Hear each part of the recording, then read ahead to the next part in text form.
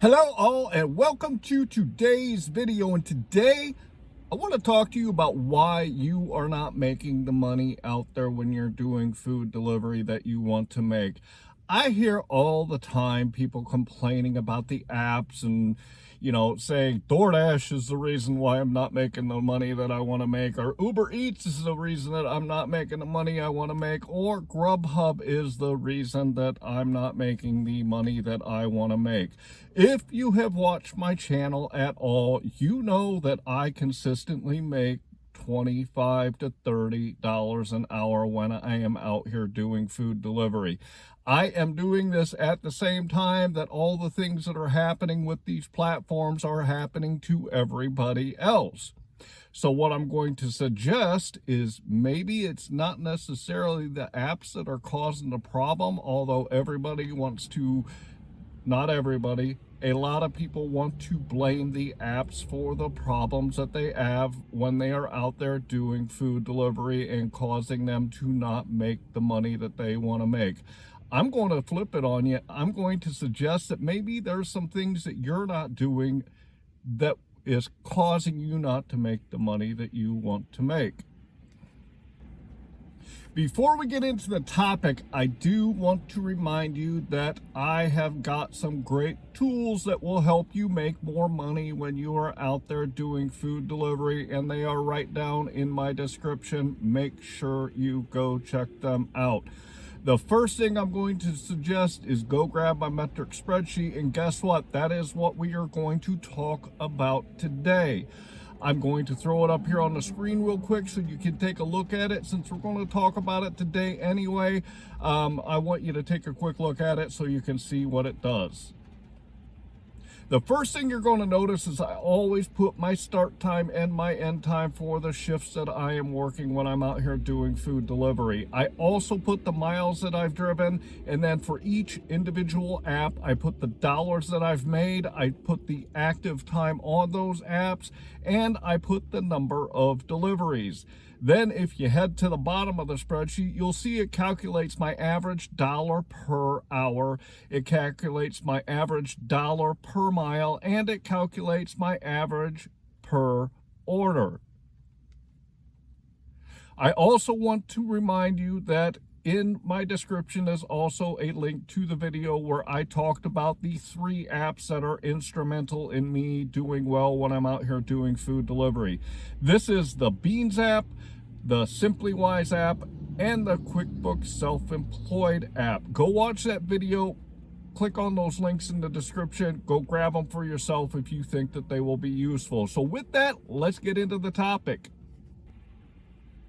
When I first started in food delivery, I was like everybody else. I was making about $16 per hour.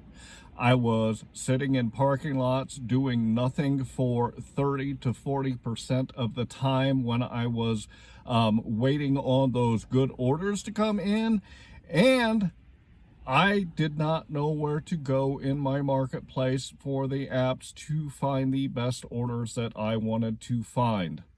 I'm going to give you another example of somebody that just recently commented. Angela, I'm pointing you out in this video, but Angela told me that just the other day she sat and waited for a half an hour to get an order so that she could make some money when she was out there during a shift.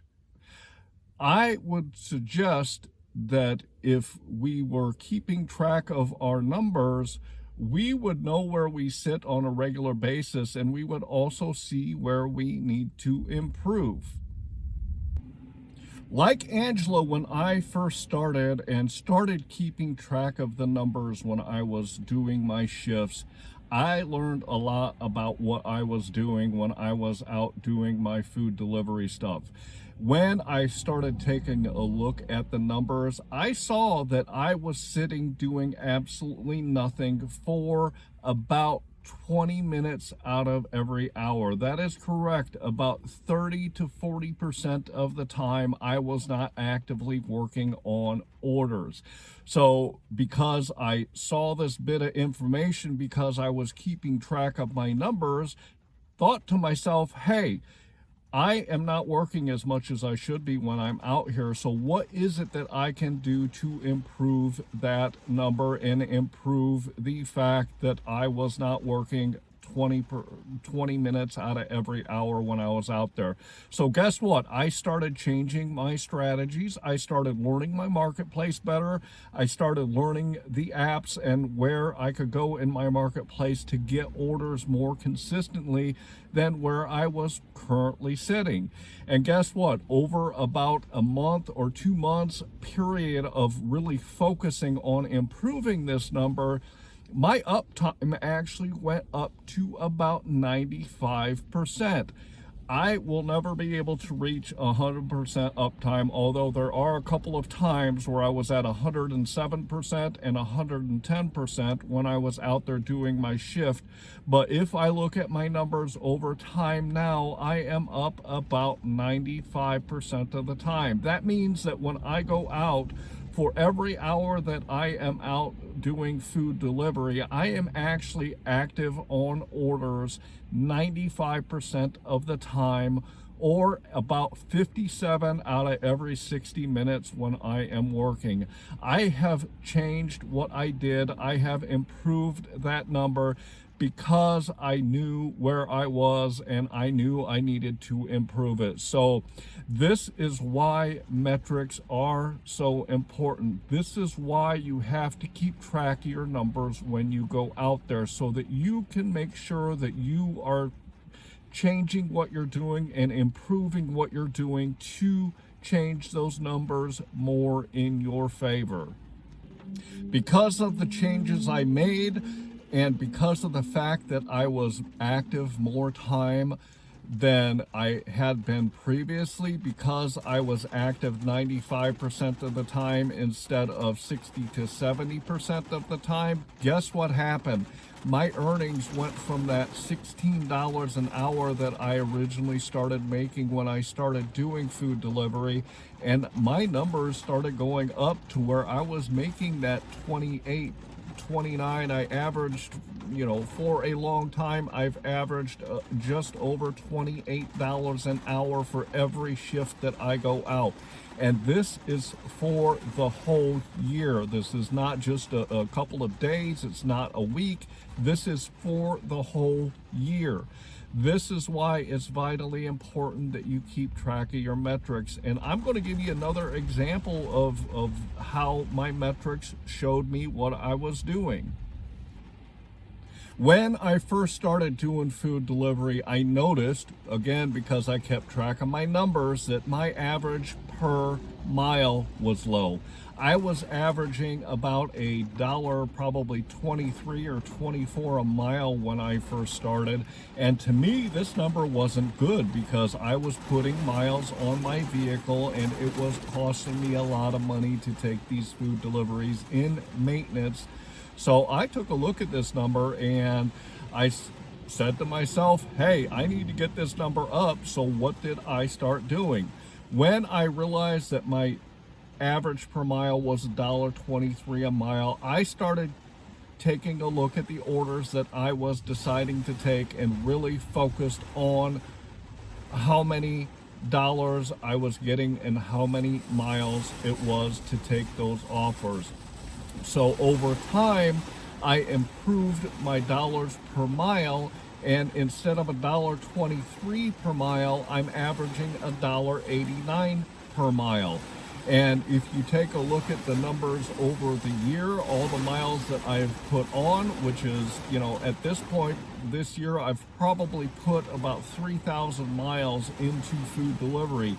And although $1.23 to $1.89 is only 66 cents, if you multiply that times 3,000, that is a whole lot of money. So keeping track of my numbers and looking at my actual miles that I was driving when I was taking orders and really focusing on improving and reducing the number of miles I was driving to get the dollars that I wanted to earn, I really improved my dollars per mile. So I know that there's a lot of people that don't think that metrics are very important, and this could be further from the truth.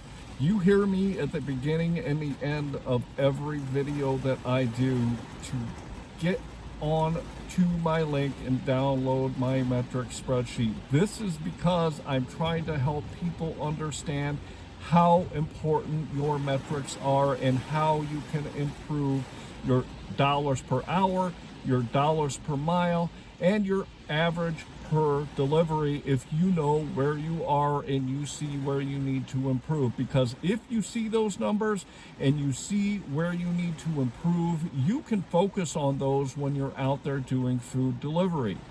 I've been in sales, I've been in leadership roles over the last 30 years, and one of the biggest things that I've done in every position is I have kept track of either my numbers or I have kept track of the numbers of people that have worked for me.